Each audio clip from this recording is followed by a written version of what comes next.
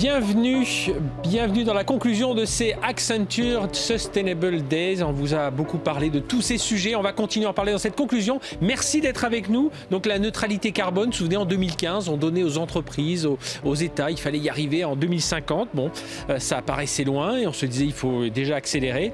Bon, on se rencontre là, on sort de la COP26. Eh bien, la COP26, et c'est le titre d'ailleurs de cette conclusion, l'urgence d'accélérer. Alors on va en parler avec nos invités. On va voir si c'est une COP26 plutôt positive, plutôt négative, plutôt entre les deux. Allez, on va plutôt être positif parce que c'est vrai qu'il y a quand même eu pas mal d'engagements, notamment au niveau des entreprises qui se rendent compte, voilà, il faut innover au niveau des technologies, il faut davantage de collaboration au sein des entreprises, mais au sein de leurs écosystèmes, de nouveaux modèles économiques qui sont à réinventer. Voilà, on a parlé de tout ça pendant toutes ces sessions que vous avez pu suivre, que vous pouvez revoir en replay, bien entendu. Et puis, pour conclure cet événement, bien, on va en parler avec nos deux experts qui sont avec nous. Jean-Marc Olanier, bonjour. Bonjour. Jean-Marc, merci d'être avec nous. Vous êtes directeur général Europe d'Accenture. Et Jérôme Pécresse, bonjour. Bonjour. Jérôme, vous êtes directeur général G Renewable Energy, des énergies renouvelables. Alors tiens, je vais démarrer avec vous, Jean-Marc. La COP26 vient de s'achever il y a quelques jours. Alors, qu'est-ce que vous en avez pensé? C'est vrai, quand on lit les journaux, on les parcourt rapidement, on sent que c'est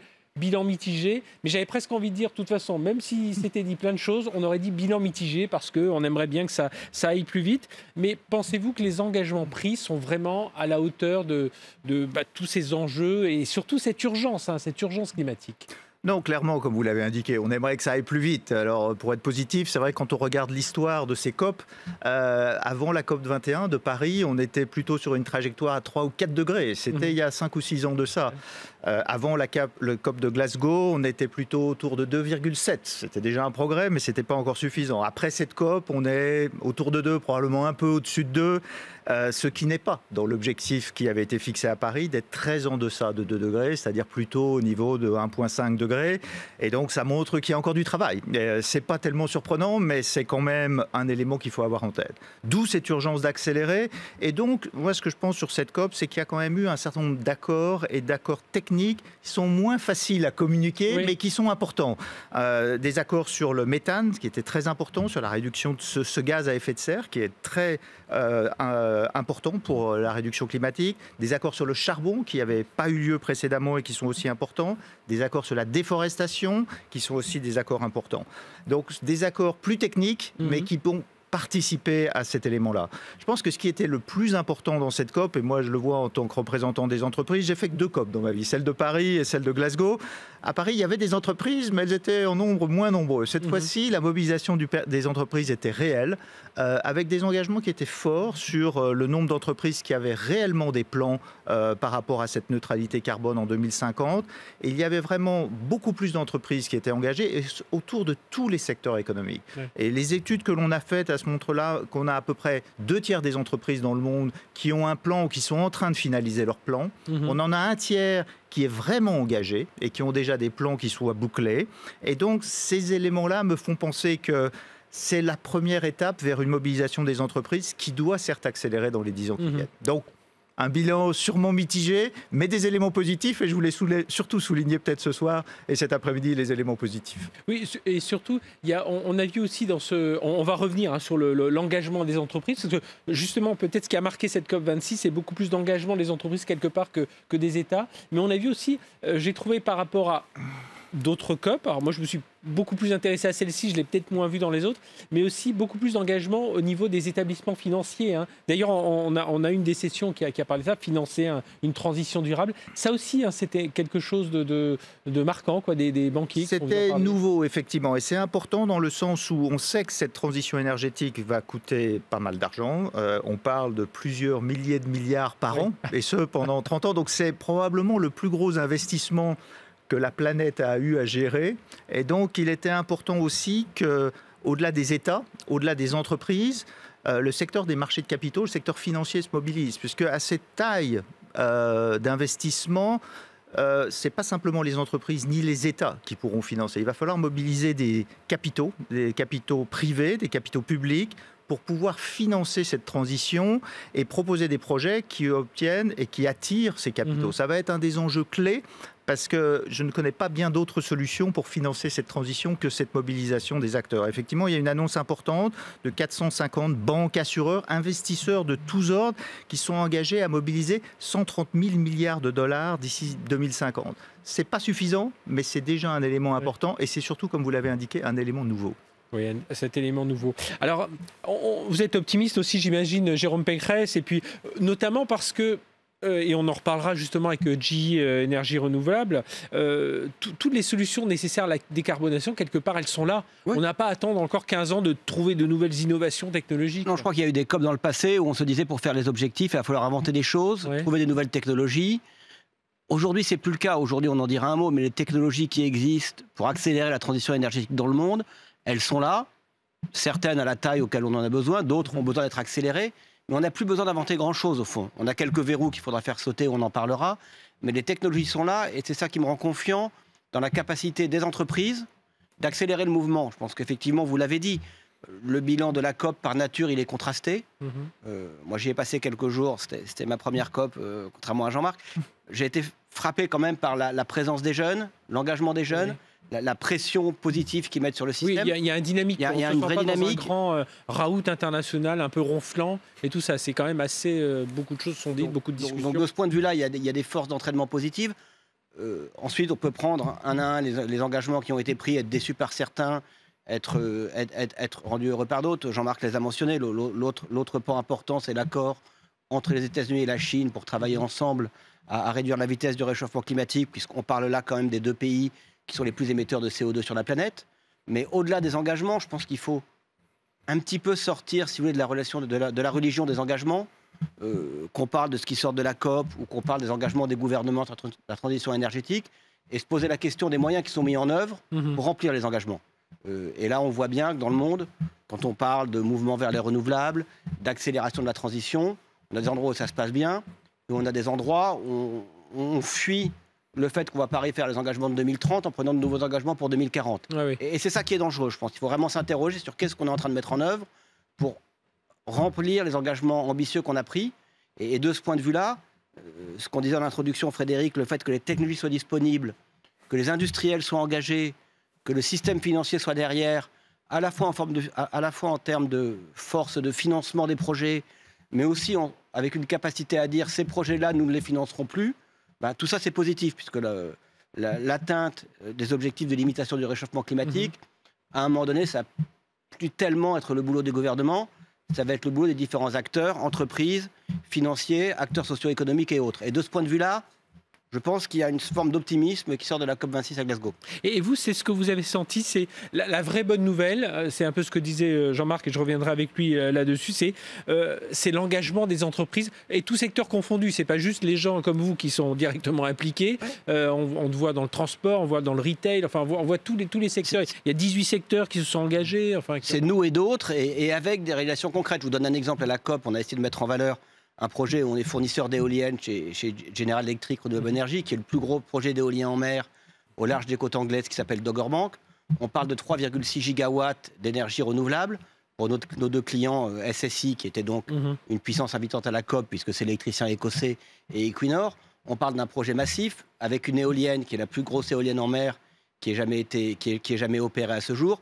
Un tour de pale de cette éolienne, ça permet d'alimenter la consommation économique d'un foyer écossais. Oui. Donc on parle quand même de réalisation technologique massive. Et ça, à la COP, on parle de choses qui vont se faire demain, pas de choses dont on espère qu'elles se feront après-demain. Jean-Marc, justement, sur ce rôle des entreprises, donc je regardais, il y avait 5200 entreprises qui ont rejoint le mouvement Race to Zero. Enfin voilà, il y a cet engagement, et qui n'est pas juste dire, et on en reparlera, c'est pas juste... Tiens, ça fera bien sur notre rapport annuel. Non, je crois que ce qui a changé ces 5 dernières années, c'est la prise de conscience des entreprises que ce n'était pas simplement quelque chose qui était bien de faire, mais c'était quelque chose qui était parfois même existentiel. C'est que les entreprises qui veulent être des acteurs, citoyens comme d'autres, se rendent compte que leurs clients, leurs employés, mais aussi leurs actionnaires, et parfois leurs régulateurs, les gouvernements qui encadrent un certain nombre d'industries, ont des attentes très différentes. Et aujourd'hui, pour être une entreprise qui réussit, Il faut certes avoir des bons produits, des bons services, il faut certes dégager une rentabilité du capital investi. Ça fait partie des choses que l'on fait depuis des années et qu'on ne fait pas trop mal, mais que ce n'était pas suffisant dans le monde de demain. Et c'est-à-dire que dans le monde de demain, les entreprises qui vont réussir seront celles qui continueront à délivrer une performance financière, à délivrer des produits et des services de qualité, mais aussi des entreprises qui se montreront utiles pour les enjeux sociétaux. Et cet enjeu-là est absolument critique pour nous, en tant qu'employeurs, mais aussi pour toutes les entreprises que j'ai rencontrées. Tout le monde est à la fois citoyen, employé, consommateur, et tout le monde, dans ces entreprises, est en train de mettre une pression énorme pour que les entreprises bougent. Je crois que cette prise de conscience des dirigeants, elle est faite. Les dirigeants ont compris que les critères de succès pour les 10 années à venir ne seront pas les mêmes que les critères de succès qu'on a connus depuis plusieurs décennies et qui ne sont pas suffisants dans le monde de demain. En plus, j'imagine pour vous, Accenture, qui conseillez des dirigeants d'entreprise, aujourd'hui, les dirigeants d'entreprise, ils ont ça aussi dans leur... lorsqu'ils sont très concrètement, lorsqu'ils sont payés à la fin de l'année et qu'ils ont des primes et des bonus et tout ça, aujourd'hui, on tient compte aussi de cette course vers le zéro carbone. On tient compte de ça. Alors certains vous diront pas assez, certains vous diront que les critères financiers c'est quand même nouveau.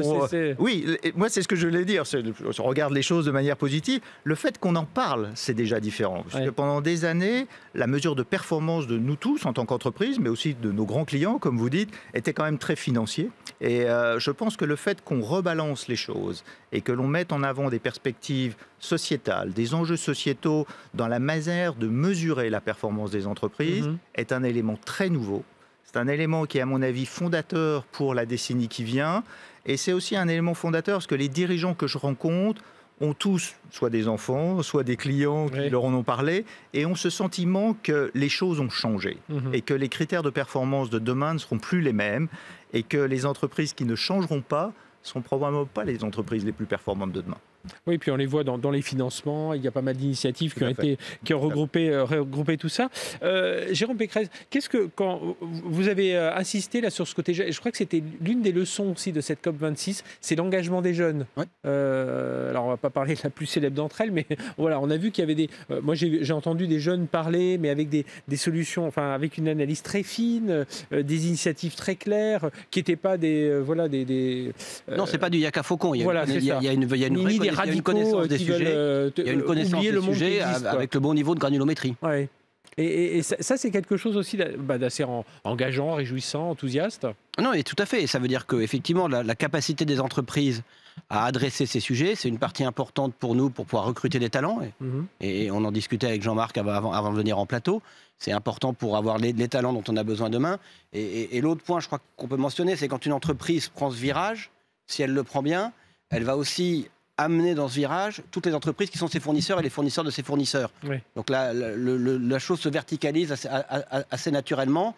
Elle va demander à ses fournisseurs de se mettre dans la même dynamique, et donc ça va devenir partie de son, pardonnez-moi l'anglicisme, license to operate.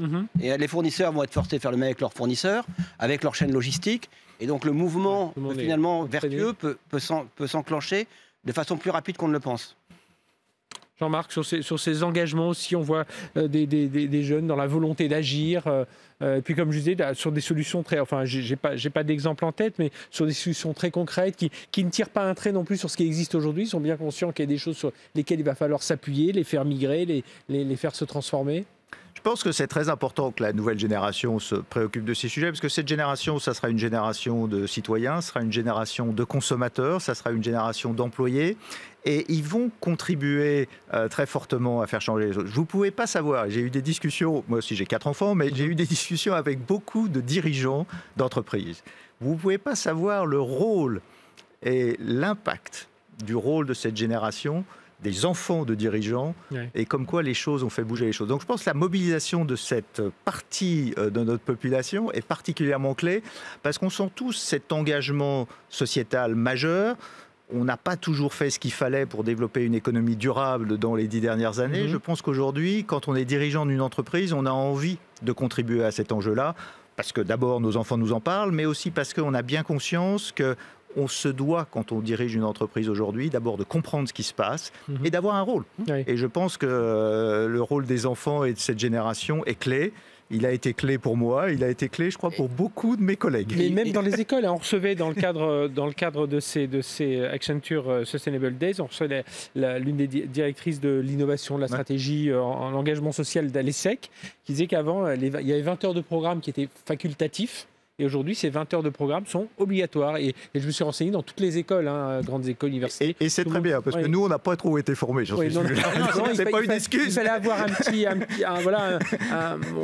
on avait envie d'y aller, donc on suivait les cours, mais c'était pas obligatoire. Là, ils ont une capacité en plus à croiser ça avec leur connaissance des technologies d'aujourd'hui, du digital, et donc probablement de nous aider aussi à accélérer, parce que non seulement leur formation sur le sujet est différente, mais leurs connaissances technologiques, leurs biais sont différents des nôtres. Et alors, Jean-Marc, au-delà du financement, parce que comme vous l'avez dit, il y aura besoin de beaucoup d'argent. Les entreprises ont compris pendant ces quelques jours, là, enfin depuis longtemps, mais là ça s'est concrétisé pendant la COP26 qu'il fallait accélérer. Mais on se pose toujours la question, pourquoi elles ne font pas déjà, pourquoi elles n'y vont pas plus vite, quelles sont les principales difficultés qu'elles rencontrent? Moi, je pense que la difficulté, elle est liée à la nature de la transformation. Je pense qu'il faut bien comprendre que quand on regarde tous les secteurs économiques dont on parle, la transformation dont on parle depuis une dizaine d'années, c'est la transformation numérique. On a encore du travail à faire, d'ailleurs. Oui. Maintenant, elle est couplée à cette transformation écologique pour un business plus bas carbone. Quand on combine les deux sur ce que l'on doit faire, c'est absolument majeur. Si vous discutez avec le secteur de l'énergie, on en parlera avec Jérôme, c'est une révolution. Si vous discutez avec le secteur du transport et de la mobilité, c'est une révolution considérable. Si vous discutez avec le secteur des biens de consommation et de la distribution, si vous discutez avec le secteur du manufacturier ou industriel au sens large, quand vous couplez le besoin d'avoir une économie plus numérique et plus durable, vous réinventez complètement la manière de faire du business. Donc ce qu'on est, quand même, je crois qu'il faut en avoir conscience, c'est pas pour expliquer que tout ça prend du temps, on est en train de parler de la plus grande réinvention de l'économie que l'on n'a jamais connue. C'est ça dont on parle. Il faut avoir conscience que quand on dit économie bas carbone ou économie numérique, tout ça c'est bien. La combinaison des deux, c'est une réinvention des industries la plus importante que la planète et l'entreprise a connue. Donc, donnez-nous un peu de temps. Le digital, vous vous souvenez, il y a quelques années, on disait ça ne va pas assez vite. Oui. Bon, là, ça va à peu près. Bon. Donnez-nous un peu de temps, on va y arriver, mais il faut avoir quand même conscience que c'est considérable ce dont on parle. Et une mutation profonde du secteur de la production d'électricité, qui est le plus grand secteur industriel du monde. Exactement. Et donc avec des conséquences en termes de technologie, aussi en termes d'emploi, et des pesanteurs dans certains pays, dans l'Asie notamment, dû à la base installée d'énergie fossile, qui a été un des points, je crois, de déception de la COP, mais qu'il faut bien reconnaître également.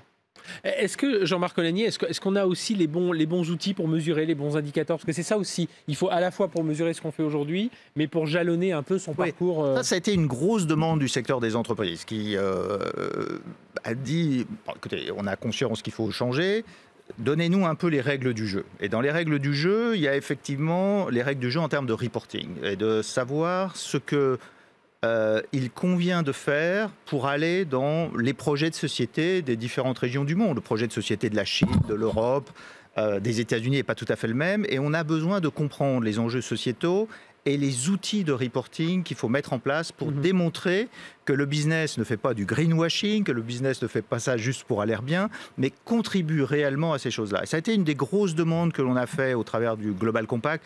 Accenture, comme d'autres entreprises, participent pour être sûr que les outils de reporting et les engagements soient plus précis. Et j'étais content qu'à la COP, il y a eu l'annonce, pareil, une annonce relativement technique, mais importante, de la création de l'International Sustainability Standard Board, dont la mission est de reprendre tous les différents systèmes de reporting qui existent et d'essayer de définir des standards pour donner aux entreprises la bonne voie et la voie qui est attendue. C'est un élément important parce que les entreprises veulent comprendre quelles sont les nouvelles règles du jeu. Les nouvelles réglementations, les nouvelles règles du jeu en termes de reporting, ça facilitera la confiance dans les investissements majeurs, considérables qu'on vient de faire. C'est une demande qui me paraît légitime et qui, je crois, a été entendue, puisque les annonces qui ont été faites à Glasgow et qui semblent se prolonger vont aller dans un sens où les entreprises auront une compréhension plus claire des règles du jeu, et surtout pour les entreprises internationales comme les nôtres, parfois des règles du jeu qui ne sont pas tout à fait les mêmes selon que les différentes parties du monde dans lesquelles vous opérez. Ça, c'est aussi un autre enjeu de ce côté-là, c'est que tout le monde avance dans le même sens. Jérôme Pécresse, on a la chance de vous avoir, donc patron de GE Renewable Energy. Alors justement, vous, quels sont les engagements que vous prenez pour vous? Qu'est-ce que vous faites aussi pour contribuer à l'accélération auprès des entreprises, de vos clients, de vos partenaires? Comment ça se passe? Nous, ça se passe à plusieurs niveaux, si vous voulez. Donc, le premier niveau, chez General Electric, dans les énergies renouvelables, on parle d'une activité qui fait 15 milliards de chiffre d'affaires dans le monde, 40 000 personnes.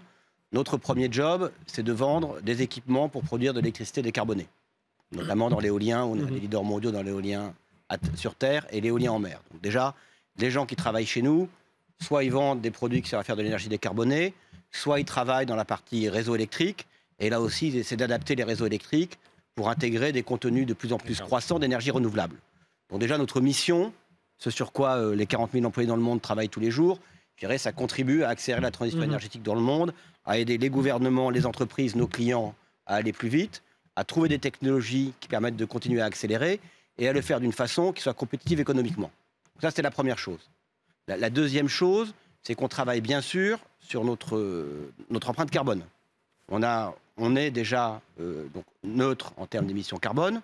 On le fait d'une façon qui n'est pas totalement satisfaisante. Et ce que je veux dire par là, c'est que oui, nous réduisons chaque année nos émissions de CO2. En 2020, nous avons les réduire de 16% et nous allons continuer en 2021. Nous les compensons en rachetant des crédits carbone, pendant, je pense, encore pas beaucoup, mais quelques années. Et on s'attache bien sûr à ce que ces crédits carbone soient employés de la bonne façon.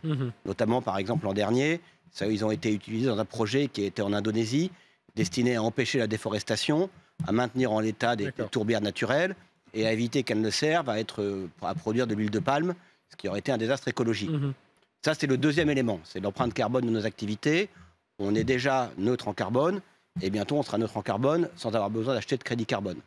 La troisième chose sur laquelle on travaille, c'est l'empreinte carbone, non seulement de nos activités, comme j'ai dit, on les améliore en travaillant, en sourçant de l'énergie renouvelable, en isolant nos bâtiments, en travaillant sur l'éclairage, mais celle de nos fournisseurs, celle de notre chaîne logistique, où là aussi on a un travail très important pour améliorer nos flux, essayer d'emmener nos fournisseurs avec nous vers une empreinte carbone de plus en plus réduite, de sorte que ce ne soit pas seulement nous qui soyons vertueux, mais toute notre chaîne de valeur. Et on le fait parce qu'on le veut, et on le fait aussi parce que nos clients nous le demandent. Là, parfois, l'équilibre doit être difficile à trouver avec des gens qui... Parce que vous avancez vite, vous êtes plongé dedans, et vous avez des entreprises parfois qui sont un peu encore dans le fossile. Notamment sur la logistique. Alors on voit que maintenant, l'industrie logistique mondiale a pris ce train, si je peux dire, et continue à s'embarquer avec nous. Mais effectivement, c'est un effort de longue haleine, et qu'on essaie de faire de façon systématique sur toute notre chaîne de valeur en amont. Et je crois que c'est important, et c'est la troisième dimension, et probablement la plus importante à terme. Et la quatrième, et j'en ai fini, c'est de travailler sur le cycle de vie global de nos produits. Donc se dire une éolienne, c'est super, on va l'installer pour 15 ou 20 ans, on va en faire le service. À un moment donné, il faut la démanteler. Et là, il serait bien d'arriver à un état où la plupart des composants de l'éolienne peuvent, ne pas être mis dans des décharges, et deux, servent à refaire l'éolienne de demain. Et notamment sur les pales d'éoliennes, qui est le composant le plus critique, on a eu d'abord des solutions qui permettaient de réutiliser les vieilles pales dans des fours à ciment, au lieu de mettre d'autres matières. Et maintenant, on travaille sur des solutions qui seront bientôt finalisées et annoncées, pour avoir des pales totalement recyclables, pour refaire des pales. D'accord. Et donc c'est ça, si vous voulez, les différents volets d'une stratégie pour réduire l'empreinte carbone de nos produits et d'autres sociétés. Chez Accenture aussi, vous avez engagé aussi en tant que propre organisation, bien entendu. Oui, comme Jérôme, on est une entreprise internationale et on se voulait de prendre des engagements forts aussi pour être crédible vis-à-vis de nos clients et de nos collaborateurs, parce qu'on pense qu'on peut aussi accompagner nos clients dans leur transformation. Alors nous, on est une entreprise qui opère dans une centaine de pays, on a 620 000 personnes, un peu plus de 620 000 personnes, donc on a pris des engagements pour nos propres opérations. Et à notre échelle, c'était important, et les engagements sont qu'on vise une neutralité carbone en 2025, ce qui est pour notre entreprise un changement important dans la manière de travailler et aussi dans l'utilisation des technologies. Et on a pris un engagement d'utiliser que des technologies renouvelables d'ici 2023. Donc 2 engagements forts qui nous positionnent clairement comme des leaders dans l'adoption de différentes manières de travailler pour atteindre cette neutralité carbone. C'est un élément important parce que ça change l'image que l'on a sur le marché et ça change aussi la manière dont on veut travailler tous les jours avec nos collaborateurs et avec nos clients, puisqu'on essaye de donner à toutes les missions que l'on peut réaliser, des missions de transformation d'entreprise, des missions stratégiques, des missions de technologie, un sens nouveau, qui est de dire, certes, on peut vous accompagner dans tel ou tel sujet, mais on peut le faire en contribuant plus ou moins fortement dans une réduction d'émissions de carbone ou dans une empreinte plus neutre en termes de carbone. Donc par exemple, si on prend des projets de technologie, on peut les faire de manière qui soit moins consommatrice de carbone. Si on regarde des projets de transport, de supply chain, on peut le faire d'une manière qui contribue à l'empreinte carbone de nos clients. De la même manière sur les nouveaux business models. L'économie circulaire peut contribuer dans le cadre de nouveaux business models. On travaille aussi beaucoup sur la culture et sur le développement des compétences au niveau des équipes de direction, des équipes de management, sur la prise en compte le plus proche du terrain possible de cette notion d'économie plus numérique et plus bas carbone en même temps. Donc ça, on essaye, si vous voulez, d'appliquer ces bonnes pratiques pour notre business, mais aussi dans le travail que l'on fait avec nos clients, d'essayer de voir comment tous ces projets de transformation sur lesquels on est impliqué peuvent contribuer à réaliser cet objectif de neutralité carbone, puisque pour toutes les entreprises, il faut bien se mettre en tête, c'est à peu près 50% d'émissions de carbone en moins d'ici 2030 et 100% d'ici 2050. Donc quand on parle de neutralité carbone, il faut s'y mettre tout de suite. C'est pour ça qu'on a pris le parti au maximum de ce que l'on peut faire, de mettre toutes nos offres de services en ligne avec cet objectif. Alors pour avancer voilà, sur tous ces sujets, évidemment les technologies, les innovations vont avoir un rôle essentiel. Alors, qu'est-ce qu'il peut y avoir comme solution concrète, Jean-Marc? En fait, nous, la manière dont... Le numérique est autre chose. Hein. Oui, alors il y a beaucoup de technologies, comme le disait Jérôme, et ça, c'est un élément différent par rapport à il y a 10 ans, par rapport à il y a 5 ans. Nous, la manière dont on prend les choses, c'est quand même de dire que c'est des projets de transformation au départ. Donc, dans les projets de transformation, il y a certes de la technologie, mais il n'y a pas que de la technologie. Il y a d'abord la prise en compte des dirigeants et comment les dirigeants s'engagent et fixent des objectifs et un cap clair. Il y a aussi ce que l'on pense aussi beaucoup de choses liées au comportement et liées à des habitudes et des pratiques plus sobres dans le fonctionnement des entreprises. On n'est pas obligé de voyager tous les 4 matins pour faire un rendez-vous. On n'est pas obligé d'avoir des supply chains d'une telle complexité. Donc on essaye de voir comment des changements de comportement, des comportements plus sobres, des processus plus sobres peuvent permettre aussi de réduire la consommation énergétique. On travaille sur l'efficacité énergétique, on travaille sur l'efficacité énergétique en utilisant notamment toutes ces technologies, et on travaille bien sûr sur les transformations des business models. Donc on travaille sur tous ces sujets-là. C'est vrai que la grosse, et je le rappelle parce que souvent on est accusé de dire oui mais en fait on fait la même chose et on met de la technologie. Non. On doit d'abord aussi accepter un fonctionnement plus sobre de nos organisations et en plus ajouter la technologie. Les deux sont importants parce que sinon, on n'y arrive pas. Alors, effectivement, la technologie est là. Alors, dans les technologies, il y a énormément de choses qui ont été faites dans le secteur de l'énergie pour produire de l'électricité décarbonée. Il y a beaucoup de technologies qui sont disponibles. Certaines ne sont pas encore au bon prix, comme sur le stockage, ou sur l'hydrogène vert. Il y a encore des choses qui pourraient s'améliorer, mais il y a quand même, grosso modo, beaucoup de technologies qui sont prêtes.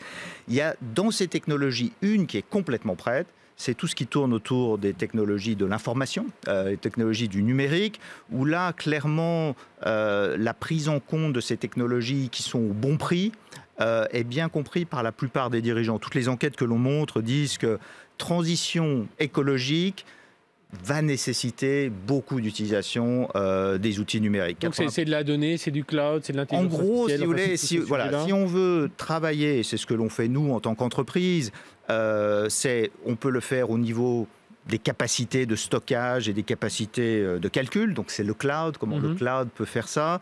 C'est tout ce qui tourne autour de comment optimiser à la fois les comportements des consommateurs et les supply chains, et là c'est les données et l'intelligence artificielle. C'est aussi des technologies qui sont liées aux jumeaux numériques, c'est comment on peut travailler sur des jumeaux numériques pour être plus efficace. Et puis c'est toutes les technologies de mesure.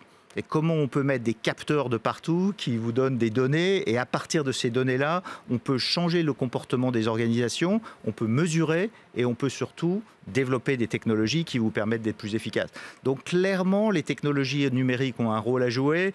On parle même de transformation jumelle très souvent. Oui. C'est-à-dire qu'on ne peut pas faire du numérique sans être plus durable, et il est assez difficile de faire un développement et une transition écologique sans beaucoup de technologie. Donc les deux sont à notre avis liés, et c'est ce que l'on essaye de mettre en place aujourd'hui. Et c'est ce qu'on disait tout à l'heure, Jérôme, c'est une transformation numérique et écologique, et puis derrière, il y a toutes les innovations et, voilà, dans tout un tas de domaines. Un des gros piliers levier du problème, ça reste la transition énergétique mondiale et la capacité à faire de plus en plus d'électricité d'origine renouvelable à des conditions économiques compétitives. Et ça, encore une fois, je crois que les technologies, elles ont été améliorées par une combinaison de progrès sur l'équipement, mais aussi, comme disait Jean-Marc, sur le software qui permet de gérer des énormes fermes éoliennes, et on y est. Alors, il reste quand même quelques verrous quand on regarde devant nous, qui ne sont pas tous de nature technologique. Il reste des verrous qui ont lié à la capacité à faire vite les projets d'énergie renouvelable dont le monde a besoin. Et là, dans des pays comme l'Europe, avec des contraintes de permis qui peuvent être lourdes, pénibles, et qui ne permettent pas d'avancer aussi vite qu'on le voudrait. Il y a beaucoup de barrières quand même. Il y a quand même pas mal de barrières réglementaires que les gouvernements n'ont pas toutes levées, même si la situation s'améliore. Il y a une deuxième barrière qui devient un peu le goulot d'étranglement caché du système, qui est le réseau électrique. On ne le voit pas tellement en Europe, parce qu'en Europe, on a la chance d'avoir des réseaux électriques qui sont modernes, évolutifs et interconnectés. Mais dans pas mal de pays du monde, la difficulté devient, quand le renouvelable devient 20, 30, 40% du système électrique, il faut que le système électrique s'upgrade, avec des projets sur les contrôles, l'équipement, mais aussi le soft, pour accommoder non seulement la variabilité des énergies renouvelables, mais tout ce qui va avec, notamment en termes d'inertie et de différentes considérations techniques. Et ça, c'est pas évident. C'est encore une fois un goulot d'étranglement caché du système, et c'est quelque chose dont il va falloir se préoccuper avec des investissements importants à venir. Sinon, on n'arrivera pas à atteindre les objectifs qu'on s'est fixés en termes de transition énergétique. Donc, il reste encore ces sujets à gérer, l'accélération, le réseau électrique, mais les technologies sont là aujourd'hui. Et d'autres technologies demain arriveront pour prendre le relais, que ce soit l'hydrogène vert, Jean-Marc en parlait, l'éolien flottant un jour, qui ont encore besoin d'être développés, mais qui seront là. Donc l'écueil n'est plus technologique. Les briques technologiques sont là. Et les bases, sinon, pour les technologies sont là. Tous ceux qui disaient il y a 10 ans, on n'y arrivera jamais parce que l'éolien c'est trop cher, le solaire c'est trop cher, tous ceux-là ont eu tort. Et donc maintenant, il n'y a plus grand-chose à inventer. Il s'agit de monter tout ça à l'échelle et d'orchestrer des réseaux électriques qui vont être de plus en plus complexes. Et c'est là où le digital va jouer un rôle extrêmement important.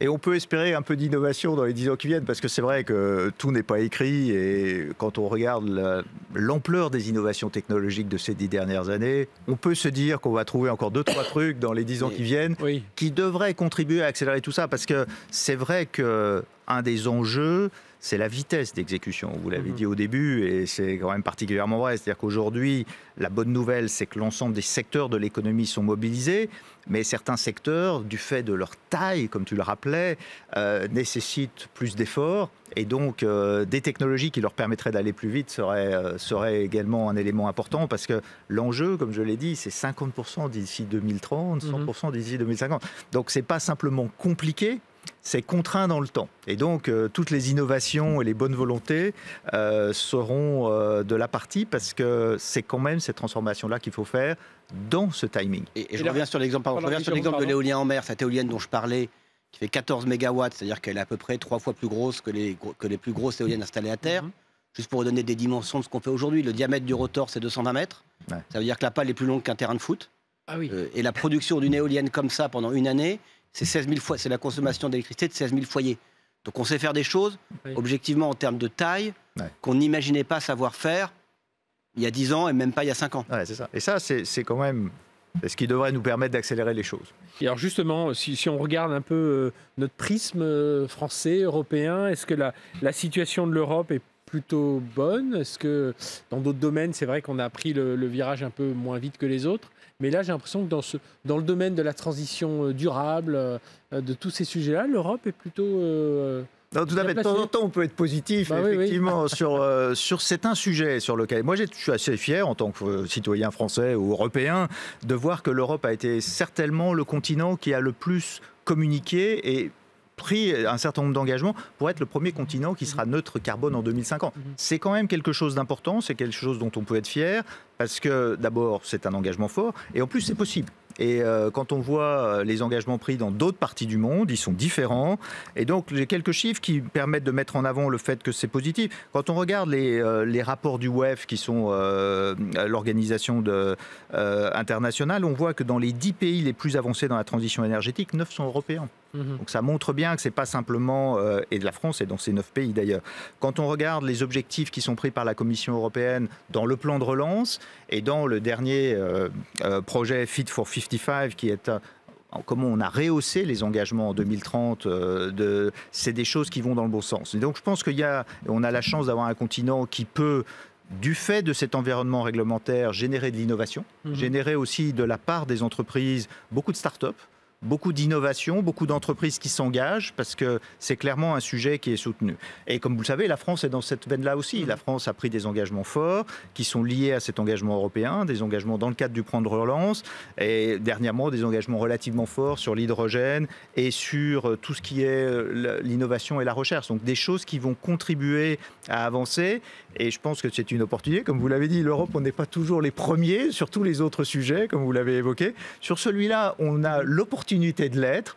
On a encore 10 ans pour mettre en place tout ça, mais en tout cas, ça fait plaisir de voir que la France comme l'Europe sont sur cette marche-là. Oui, si on regarde avec un œil positif, il faut être positif justement sur ces sujets-là. On voit quand même pas mal de projets assez pertinents, Jérôme Pécresse, avec un passage à l'échelle. Vous nous avez donné plusieurs fois des exemples dans l'éolien. Mais voilà, on sent que on n'est plus dans les proof of concept et puis on verra si ça marche. Non, on a été pionnier dans plein de secteurs. Jean-Marc le dit, mais dans des secteurs comme l'éolien, même le solaire, on a été pionnier sur les technologies, on a été pionnier en termes de développement. Regardez l'éolien en mer, maintenant les États-Unis s'y mettent, c'est très bien. L'Europe est dedans depuis 10 ans. Alors il y a un revers de cette médaille qui fait qu'aujourd'hui, quand on veut développer des énergies renouvelables en Europe, on se heurte de plus en plus à des problèmes d'acceptabilité, qui sont pour une grande partie légitimes, parce qu'on a mis beaucoup d'éoliennes et beaucoup de champs solaires, les gens n'en veulent pas plus. Et puis on a ce paradoxe qui est de dire, comme on a équipé les sites le plus tôt possible, aujourd'hui on a ce paradoxe qui est de dire que les sites les mieux vantés, où les plus de soleil, sont plutôt équipés avec les technologies d'il y a 5 ou 10 ans qu'avec les technologies d'aujourd'hui. Et donc ça, il va falloir le traiter avec un programme ambitieux que j'espère que la Commission européenne poussera, qui est de dire on va prendre les champs existants et on va y mettre plutôt des plus grosses turbines d'aujourd'hui pour essayer de maximiser la production de ces champs, plutôt que de mettre plus d'éoliennes ailleurs, dans des endroits où les gens n'en veulent pas nécessairement. Donc il y a encore, je dirais, on a été pionnier.